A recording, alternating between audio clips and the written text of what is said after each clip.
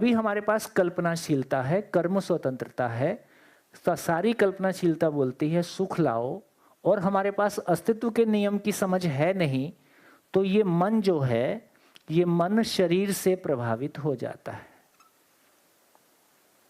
मन शरीर से प्रभावित हो जाता है, तो शरीर से जो भी संवेदना हमको मिली है, शब्द, स्पर्श, रूप, रस और गंध के माध्यम से जो कुछ भी सुख हमने आज तक पाया है, वो सारे सुख हमारी मेमोरी में बने रहते हैं, है ना। मेमोरी कहाँ पे है? वो चित्त में बनी रहती है, और हमारा मन उससे प्रभावित हो जाता है, तो मन में वैसा सुखी होने की अपेक्षा जग जाती है। मन में सुखी होने की अपेक्षा जगती है, तो मन विचार को बोलता है, भाई कुछ कर। तो मन के अनुरूप विचार चलने लग, मन की अपेक्षा के, मन के सुखी होने की अपेक्षा में विचार चलने लगता है, और ये विचार इच्छा को बोलता है कि भैया इच्छा पूरी करो। तो वृत्ति के अनुसार इच्छा काम करने लगती है, और जो इच्छा में जो आता है वो बुद्धि से पूछता है कि ये ठीक है कि नहीं है। ये सर्किट सभी मानव में काम करता है। इसका मतलब क्या हुआ? अब क्या हो गया? शरीर और मन में से ज्यादा विकसित कौन है? शरीर और मन में से ज्यादा विकसित कौन है? मन। मन और वृत्ति में ज्यादा विकसित कौन है? वृत्ति और चित्त में ज्यादा विकसित कौन है? और चित्त और बुद्धि में? और बुद्धि और आत्मा में।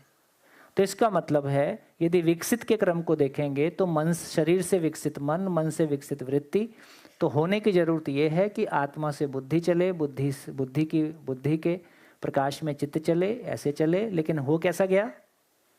ये रिवर्स चैनल हो गया। रिवर्स चैनल हो गया तो मन, शरीर मन को चलाता है, शरीर मन को चलाता है कि मन अपने भ्रमित होने के कारण, मन वृत्ति से ना चलने के कारण मन शरीर से प्रभावित हो जाता है। तो मन जो है शरीर के समर्पण में आ गया, शरीर की संवेदना को स्वीकार लिया, तो मन शरीर के प्रभाव में आ गया। तो मन किसके अनुसार चल रहा है? शरीर के अनुसार। होना क्या था? मन के अनुसार शरीर को चलना है कि शरीर के अनुसार मन को चलना है? मन के अनुसार शरीर को चलना है। तो मन के अनुसार शरीर को चलना है, लेकिन मन अपने आप में ऊपर वाला हिस्सा काम नहीं कर रहा है, तो मन शरीर से प्रभावित हो गया, तो शरीर से मन संचालित हो रहा है, तो ये रिवर्स हो गया। जब ये रिवर्स होता है तो ऐसी स्थिति में आशा, निराशा या एक दुख की जगह बनती है, अतृप्ति की जगह बनती है। और मन की जगह में, मन जो है विचार को चलाता है, अपने से बड़ी ताकत को चलाता है, तो इसी को अशांति बोल रहे। वृत्ति चित्त को चलाता है, इसी को असंतोष बोल रहे।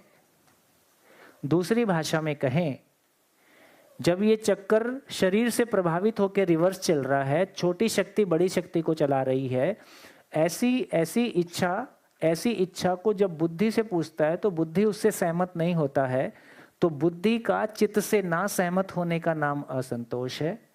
ऐसे असहमत चित्त का, असंतोष चित्त का, जब उस इच्छा को पूरी करने के लिए विचार दौड़ते हैं, तो ऐसे विचारों में कन्फ्लिक्ट है, इसका नाम अशांति है।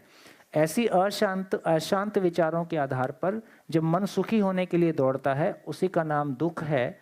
फाइनली शरीर से उसको पूरा कर लेता है, उसी का नाम अतृप्ति है या क्षणिक सुख है।